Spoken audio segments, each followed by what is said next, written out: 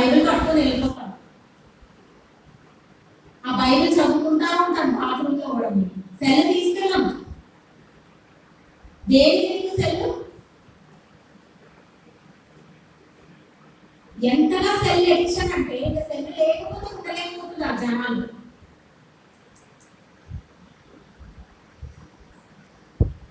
సైతాను సెల్ ద్వారా సైతాను చాలా శోధిస్తుంది మనుషులను. వచ్చే రీల్స్ ఎంత అది ఒక దరిద్రమైన నీచమైన బ్రతకండి. దయచేసి మీ కళ్ళు మీకు ఆలోచిస్తున్నాను. ఎంతసేపు రీల్స్ షార్ట్స్ ఏంటో చూసుకుంటా అలా ఏంటంటే అసలు ఆ బ్రతుకు. అందుకే ఈ రోజు నుంచి నువ్వు వాక్యాన్ని నిన్ను కడగనివ్వు. ఏంటి? వాక్యాన్ని నిన్ను కడిగే అవకాశం దేవుడికి కల్పించాలి. నిన్ను మార్చాలన్నా, నిన్ను తాను అనుకున్న స్థాయికి చేర్చాలన్నా నువ్వే ఆయనకు అవకాశం కల్పించాలి. తెలుసా? నీకు అంత ఇది ఉంది. నాకు అంత సీన్ లేదు అనుకోవద్దు, కానీ నీకు ఎంత సీన్ ఇచ్చాడంటే you have to allow the holy spirit. అంటే యేసయ్యా, నేను నిన్ను ఆహ్వానిస్తున్నాను, నీ వాక్యాన్ని ఆహ్వానిస్తున్నాను, నా మూలుగులలోనికి ఆహ్వానిస్తున్నాను, నా యొక్క కాలంలోనికి, గుడుకులలోనికి, నా ఆలోచనలోనికి, హృదయంలోనికి ఆహ్వానిస్తున్నాను. నువ్వు రా ప్రభా, నాలో ఏ కార్యం చేయాలని అనుకుంటున్నావు అది చెయ్యి. ఇన్నాళ్ళుగా నేను ఏదైతే నాలో జరగాలి, నువ్వు జరిగించాలి అనుకుంటున్న కార్యాన్ని నేను అడ్డగిస్తూ వచ్చాను, ఇక నుంచి నేను అడ్డగించాను. హ్యాండ్స్ ఆఫ్ అంటే దేవుడు నేనే ఆయన హ్యాండ్స్. అంటే ఇప్పుడు చూడండి, ఎవరైనా ఎక్కడైనా హత్యలు జరిగినప్పుడు చూస్తుంటారు, ఎవరైనా వచ్చి ఇట్లా పన్ను పెట్టగానే వాడికి ఏం చేయలేడు. వాడు ఏం చేస్తాడు? చేతులు ఎత్తుతాడు. అవునా? ఇక నేను ఏం చేయలేను. అలాగే దేవుని ఎదుట నీవు చేతులెత్తు, వాక్యం నిన్ను షూట్ చేయలేము. హల్లెలూయా! వాక్యం నిన్ను షూట్ చేయలేము. ఆ విధంగా దేవుని ఎదుట నిలబడి చేతులు ఎత్తేస్తే, అయ్యా నా జీవితం విషయంలో నేను చేతులు ఎత్తేస్తున్నాను, ఇక నుంచి నీవే నా జీవితంలోనికి ఒక రాజుగా వచ్చి సమస్తం సరి చేయపరుచుగా అని నువ్వు అడగడానికి సిద్ధపడాలి. హల్లెలూయా! హల్లెలూయా! కాబట్టి చూడండి, మరియు ఆయన దృష్టికి కనబడని స్పష్టము ఏదీ లేదు, సృష్టం ఏదీ లేదు. మనం ఎవరికి లెక్క అప్పచెప్పవలసి ఉన్నదో ఆ దేవుడి కన్నులకు సమస్తములు మరుగుల యొక్క తేటగా ఉన్నది. చూడండి, మనం ఏదైనా దాద్దాం అనుకున్నా సరే కుదరదంట. దేవుడి కంటికి ఏముంది? స్పష్టంగా కనబడుతుందని. ఆ వాక్యము చూస్తుంది. నేను వాక్యమైన పరిశుద్ధాత్ముడు గమనిస్తున్నాడు. అది గుర్తుపెట్టుకోవాలి. మొట్టమొదటిగా జీవితంలో నువ్వు love the Lord with all your heart అను, సోల్ అండ్ స్పిరిట్, స్ట్రెంగ్త్. అంటే నీ దేవుడైన యెహోవాని నీ పూర్ణ హృదయముతో, పూర్ణ శక్తితో, పూర్ణ బలముతో ప్రేమింపబడదు. దేవుడు మొదటగా తెలుసుకోవాలని ప్రయత్నం చేయండి. తర్వాత నీకు నువ్వు ఎందుకు తెలుసుకోవాలి? నీ దేవుడికి అనుకూలంగా ఉన్నావా లేదా చెక్ చేసుకోవాలి. నా హృదయము, నా ప్రవర్తన, నేను నీకు అనుకూలమా కాదా? నా మాట నీకు అనుకూలమా కాదా? నా జీవితం నీకు అనుకూలమా కాదా? అర్థమవుతుందా? అర్థమైందా అండి? అని నీవు పరీక్ష చేసుకోవాలి. ఒకప్పుడు నువ్వు ఎలా ఉన్నావు?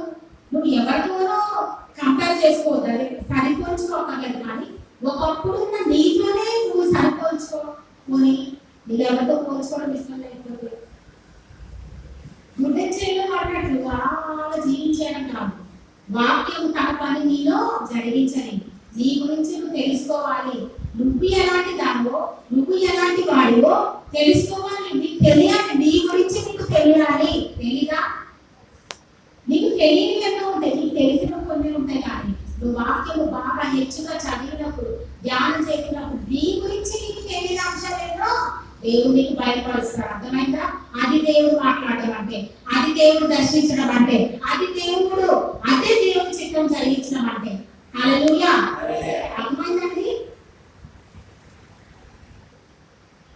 మూడవది మనుషుల గురించి జాగ్రత్త పడుతుంది అని. మనుషులు ఎలాంటి వాళ్ళు, వాళ్ళ మనస్తత్వాలు అంటే ఎరిగి ఉండాలి, తెలుసుకొని ఉండాలి, లేదా మునిగిపోవటం. దేవునికి ఇచ్చిన ఆశీర్వాదం అంతా పోతుంది. ప్రతి క్షణం ఈ వ్యక్తి ఎటువంటి వాడు బయలుపరచు అని దేవుడు చెప్పేదాకా ఆగాలి. దేవుడితో నీకు అంత ఫ్రెండ్షిప్ ఉండాలి. మనుషుల గురించి నువ్వు తెలుసుకోకపోతే కూడా నీ జీవితం అయిపోతుంది. జ్ఞానం బుద్ధి నీకు అందుకు కావాలి. ఎందుకంటే మనం జంతువుల మధ్యలో బ్రతుకుతున్నామా? అవునా? కాదు కదా? ఎవరి మధ్యలో బ్రతుకుతున్నాం? మనుషుల మధ్య. నాలుగోది సైతాను గురించి తెలియాలి. Romans 16:20 God of peace shall soon crush Satan under our feet. The grace of the Lord Jesus Christ be with you. సైతాను నీ కాళ్ళ మీద ఎలా చిత్తం కొట్టాలన్నది కూడా నీకు తెలియాలి.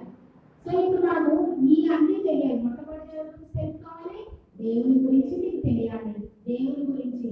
రెండోది ఎవరి గురించి తెలియాలి? నీ గురించి. ఎవరి గురించి మనం తెలుసుకోవాలి. మూడోది ఎవరి గురించి తెలియాలి? మనుషుల గురించి తెలియాలి. నాలుగోది ఎవరి గురించి తెలియాలి? సైతానుడి గురించి తెలియాలి. ఈ ఇన్ఫర్మేషన్ లేకుండా నువ్వు భూమి మీదకి వచ్చేవాటి నీ పని అయిపోయింది. సైతాను పీక్కు తింటుంది, మనుషులు పీక్కు తింటారు, తింటేస్తారు నీ రక్తాన్ని. నేను ఎందుకు పనికిరాకుండా చేసేస్తావు.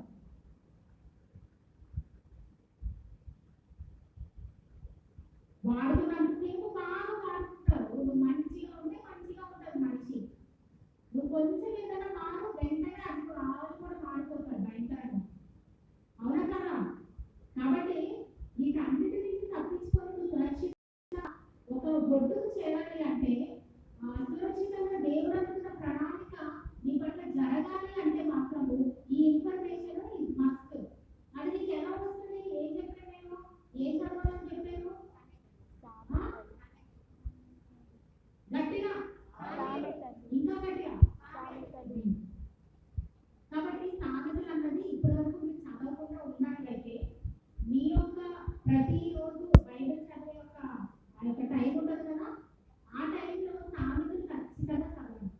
అర్థమైందా? దెబ్బలు బాగా మీకున్నావా? మనుషుల ద్వారా, సైతాల ద్వారా అనగదొక్క పడిపోయావా? నీకు సామెతలు అవసరం. నువ్వు సామెతలు ఎందుకు ఉంటావు? సామెతలు ఎందుకు చదవట్లేదు? బైబిల్ మొత్తం కూడా చదువు, బైబిల్ మొత్తం కూడా తెలియాలి. కానీ నీ బ్రతుకి మాత్రం సామెతలు కావాలన్న చెప్పేవాడు అక్కడ ఉండాలి. ఇప్పుడు ఏంటి? ఎవరికి ఒక అన్యోన్యత ప్రేమకు కోల్పోయి బంధువుల ప్రేమలు ఉండవు, స్నేహితులు ఉండవు, తర్వాత ఎవరింట్లో వాడు ఉంటున్నాడు పెళ్ళి వచ్చేసాక. మరి అప్పుడు నీకు బైబిల్ అంతా చదవాలి. నువ్వు నీ ఇంట్లో ఉండే పరిస్థితి ఉన్నాడు కాబట్టి బైబిల్ చదవాలి. సామెతలు రోజుని 8 సార్లు, ఇయర్లో 8 సార్లు చదివినా తప్పలేదు. 12 నెలలు ఉంటే 12 నెలల్లో 12 సార్లు చదవండి. 30 సార్లు కూడా చదవండి. అమ్మ ఎక్కడ మిమ్మల్ని కావాలట్లేదు. నీకు అప్పుడు బుద్ధి తెలివి వివేచన కావాలి. చెడిపోతున్న ఈ లోకంలో, జారిపోతున్న ఈ ప్రపంచంలో నీకు సింహంలా enemy comes to steal, kill and destroy.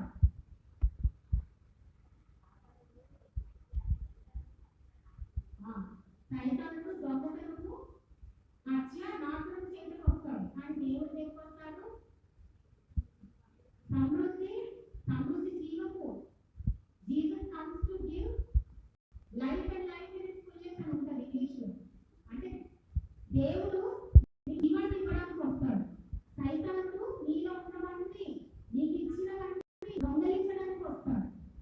కాబట్టి నువ్వు జాగ్రత్త పడాలి. ఆ దొంగలించే వాడిని నువ్వు తరిమి వేయాలంటే నీకు సామెతలు అవసరం. ఆ దొంగలించే సైతాను ఏ రూపంలో వస్తున్నాడు, ఏ సమయంలో వస్తున్నాడు, ఏ మనిషి ద్వారా వస్తున్నాడు? నీకు తినేయడానికి, నీ నీ యొక్క పరిచర్య కూర్చోడానికి, లేదంటే నీ కుటుంబాన్ని నశింపజేయడానికి, నీ కుటుంబంలో గొడవలు పెట్టడానికి ఎవరి ద్వారా వస్తున్నాడు, ఎలా వస్తున్నాడు నువ్వు గమనించుకుంటా ఉండాలి. అందుకే అన్నాడు దీన్ని వాచ్ఫుల్ అన్నాడు. మెలకువగా ఉండండి. అంటే నిద్రపోవద్దని కాదు, కానీ ఒక జాగ్రత్త అంటే ఎప్పుడు ఉండాలమ్మా, ఎప్పుడు ఉండాలయ్యా. అర్థమైందా? మెలకు కలిగి ఉండాలి, జాగ్రత్తగా ఉండాలి. హల్లెలూయా. కాబట్టి ఇంతసేపు వాక్యం నేను ముగిస్తున్నాను. మరి ఈరోజు మనము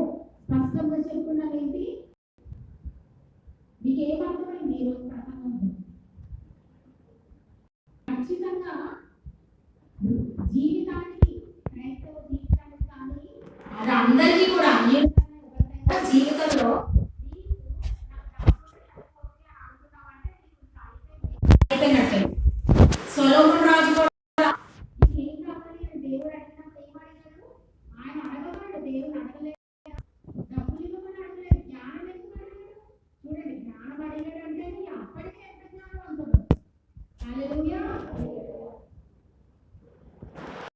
అందుకే మన జీవితంలో నీకు next rest of the life అంటే తక్కిన జీవితంలో నీకు గొడుగులు బొప్పులు లేదంటే చీత్కారాలు లేదంటే అవమానాలు లేదంటే నీ డబ్బులు పోకూడదు అని నీకు భయం ఉంది, పరిచర్య భయం ఉంది, లేదంటే చెడ్డ వ్యక్తులు చేరకూడదని భయం ఉంది. అప్పుడు ఏంటి? వాక్యం నువ్వు చదవాలి, సరిగ్గా అర్థం చేసుకునే ఆ యొక్క శక్తి వరకు అడగాలి. మూడోది ఏంటి? సామెతలు బాగా చదవాలి. వాక్యం నిన్ను కూడా విమర్శించనివ్వాలి. ఎందుకు తెలుసా? నువ్వు కరెక్ట్గా వాక్యానుసారంగా మారకపోతే వాక్యానుసారంగా లేని చెడ్డ వ్యక్తులనే ఆకర్షించుకొని ప్రేమిస్తుంటాం. అర్థమైందా? ఏ గూటి పక్షి ఆ గూటికి చేరుకున్నాడు. విన్నారా ఈ సామెత? ఇప్పుడు సింహం ఉందండి, సింహానికి ఒక కొడుకో కూతురు ఉంది అనుకుందాం. ఆ సింహం యొక్క కొడుకో కూతురు తల్లి సింహం దగ్గరికి వెళ్తుంది కదా, పిచ్చుక దగ్గరికి వెళ్తుందా? సింహము వెళ్తుందా? మరి నువ్వు వెళ్తున్నావే, నీ గూటికి నువ్వు చేరట్లేదే. నువ్వు చేరాలి అంటే, నువ్వు ఒకటిగా ఉండాలి అంటే, నువ్వు గ్రహించాలి అంటే, జారిపోకూడదు, పడిపోకూడదు, నష్టపోకూడదు అని నీకు అంత భయం ఉందే, మరి సామెతలు చదువు. హల్లెలూయా.